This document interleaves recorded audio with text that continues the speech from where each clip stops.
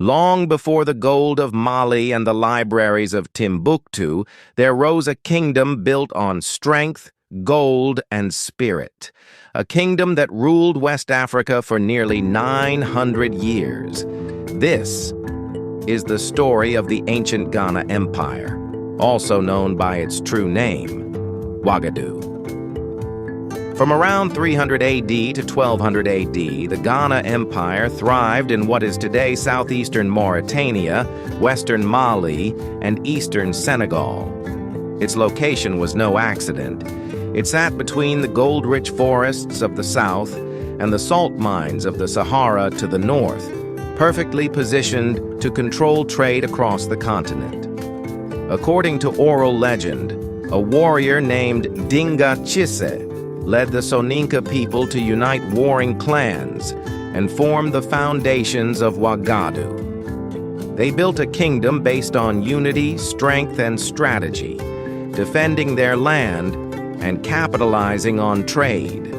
Gold flowed like water in Ghana. The empire sat on lands rich in gold, and it controlled the trade routes where caravans brought salt, cloth, copper, ivory, and slaves. Ghana didn't just sell gold, it taxed everything that entered and left its borders. This made the kingdom unbelievably wealthy. The king of Ghana, called the Ghana, meaning warrior king, was more than a ruler. He was the heart of the empire. He commanded an army of 200,000 warriors, many armed with iron weapons. Beneath him, governors ruled over provinces, while local chiefs and elders managed villages and towns. In early Ghana, the people followed traditional African religions, worshiping ancestors and nature spirits. But as trade with Muslim North African Berbers increased, Islam began to spread. Muslim merchants built mosques and schools, while the royal court mostly held to the old beliefs. For a while, these two worlds coexisted, one traditional, one Islamic, within the empire's cities. At the heart of the empire stood Kumbi Saleh, a city of two halves. One was the king's city, home to palaces, warriors, and traditional temples. The other was a Muslim merchant city, filled with scholars, traders, and mosques built of stone.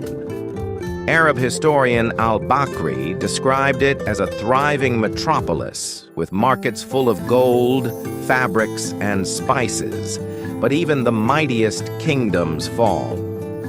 In the 11th century, a Muslim reformist group known as the Almoravids invaded from the north, aiming to spread Islam by force.